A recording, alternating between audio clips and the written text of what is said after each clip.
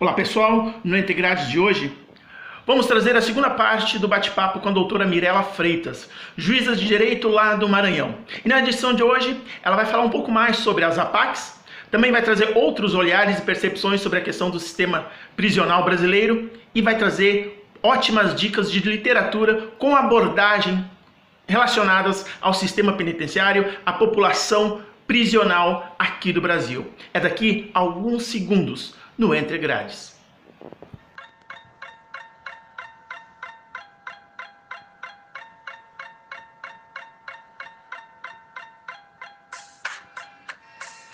Então a APAC, a Associação de Proteção e Assistência aos Condenados, ela é uma associação sem fins lucrativos, com finalidade pública reconhecida por lei, que auxilia na execução penal. O que acontece? Nós temos centros de reintegração social, que são centros que funcionam como presídios, e esses presídios exigem uma disciplina própria. Que tipo de disciplina própria? Nesses presídios, os presos, eles têm que trabalhar, eles têm que estudar, ele tem uma parte de espiritualidade, eles têm uma parte de laborterapia, eles têm uma parte de lazer, eles têm uma parte de dever, eles têm uma alimentação diferenciada.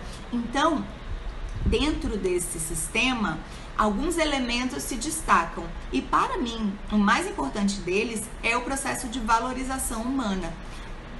Na metodologia PAC, no sistema PAC, o preso, ele passa a ser chamado pelo próprio nome. O preso, ele passa a ter um fortalecimento do vínculo com a família. Ele passa a ter estimulada as suas competências. Então, se é um preso que tem um determinado talento para uma área, seja para o estudo, seja para alguma forma de trabalho, essas competências elas são observadas. Então, não é raro, por exemplo, agora em Itapecuru nós tivemos 2 recuperandos aprovados no Enem. Por quê? Porque essas competências, essas habilidades, elas são percebidas e desenvolvidas pelos voluntários. Então, esse estímulo faz com que o recuperando, ele se sinta valorizado e ele sinta que ele é digno de uma segunda chance, que o homem, que aquele cidadão, ele é maior do que o erro que ele cometeu. Então, ele começa a fazer de tudo, primeiro dentro da unidade, dentro do centro de reintegração social e depois fora do centro de reintegração social para devolver à sociedade aquele bem que ele recebeu. Então é um processo muito interessante, para isso é estudada a psicologia do preso, para isso existem várias metodologias, entre elas a que eu acho mais fantástica é a terapia da realidade, que é a que faz com que o preso ele deixe de se olhar como vítima do sistema e passe a se olhar como protagonista da sua transformação. Então, ele entende que ele praticou um fato, que ele precisa praticar por aquele fato, mas que ele, quando sair, ele será acolhido, ele vai ter condições de sustentar a sua família, ele vai ter condições de continuar mantendo um bom relacionamento com a sua família, ele não vai precisar andar de cabeça baixa na sociedade. Então, isso faz toda a diferença.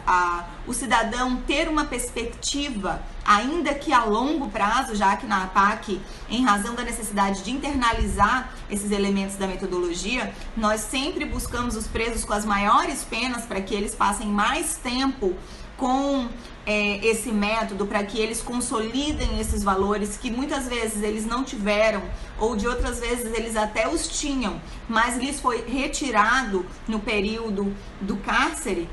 Então, nós escolhemos as maiores penas e aí nós vimos esse processo de transformação acontecer diuturnamente. Então, por exemplo, em Itapecuru, a APAC existe desde 2015 e até hoje todos os apenados, que são poucos ainda, são 5 ou 6, que já chegaram ao livramento condicional, são acompanhados pelos voluntários e pela diretoria e eles até hoje, a gente não teve nenhum caso de reincidência. Por quê? Porque essas pessoas saíram, mas existe convênio com a associação comercial, com o sindicato dos ceramistas, então eles já saíram com emprego, eles já saíram com uma oportunidade na vida. E aí, quando se dá a oportunidade, a gente vê que a maioria das pessoas que estão no sistema prisional não reincidem. não voltam para a vida criminosa. Fato que de 1990 para cá, a população prisional cresceu de forma bastante significativa. Contudo, se pararmos para pensar, a violência e a criminalidade também cresceram de forma significativa. Então, esse sistema ele não está sendo efetivo. Nós precisamos parar e repensar esse sistema a partir da sociedade que nós queremos construir. Então, é nesse contexto que eu acho que temos que parar para refletir, e aí muitas obras nos ajudam nisso. Eu vou indicar aqui algumas leituras que têm me norteado nesse sentido, além daqueles clássicos, claro, que nós sabemos sobre a própria lei de execução penal, mas assim, existem três obras que me ajudaram muito a compreender esse sistema. O primeiro foi o livro do Melossi e do Pavarini, que chama Cárcere e Fábrica.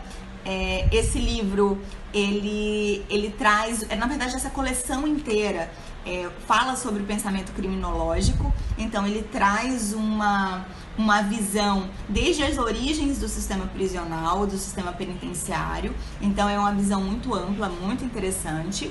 O outro é Punição e Estrutura Social, também nos ajuda a desvendar o que tem por trás. E o último que eu tô lendo agora e que está sendo transformador para mim é o livro do Saulo de Carvalho, que fala sobre a política criminal de drogas no Brasil, que diz muito sobre esse recorte, sobre o crescimento do encarceramento feminino, sobre a questão racial, sobre a questão social.